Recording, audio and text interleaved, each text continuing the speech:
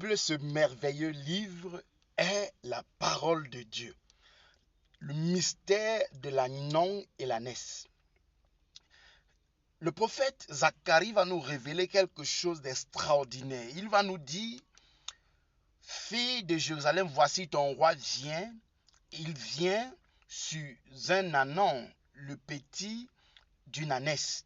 Et dedans, il va révéler 4 facettes du Seigneur Jésus qui représentent en vérité les 4 évangiles. Matthieu va présenter Jésus comme le roi des Juifs.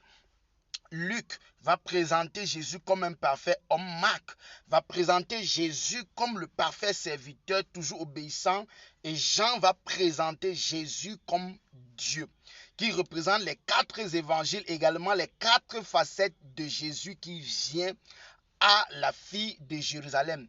Également, à chaque fois que Jésus doit venir, il lui faut un ânon.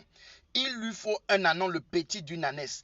Quand il vient sur la terre, il faut un ânon qui va représenter ici Marie. Il va falloir un ânon sur lequel personne n'est encore monté. Il faut une vierge. Quand il reviendra pour enlever l'église, il lui faut un ânon. Quand il reviendra pour juger, il lui faut un ânon. Comprenez bien ici qu'il lui faut un ânon et non une ânesse.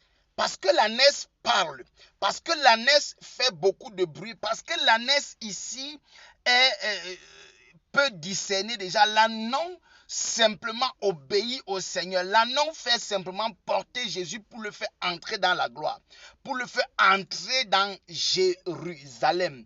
Et Dieu encore cherche aujourd'hui des ânons sur lesquels personne n'est encore monté.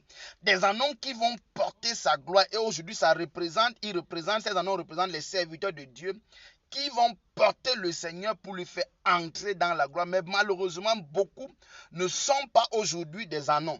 Plusieurs sont malheureusement aujourd'hui des brebis, d'autres même encore sont des boucs, d'autres même sont des porcs, mais pas des ânons. Mais Jésus veut un ânon pour monter dessus.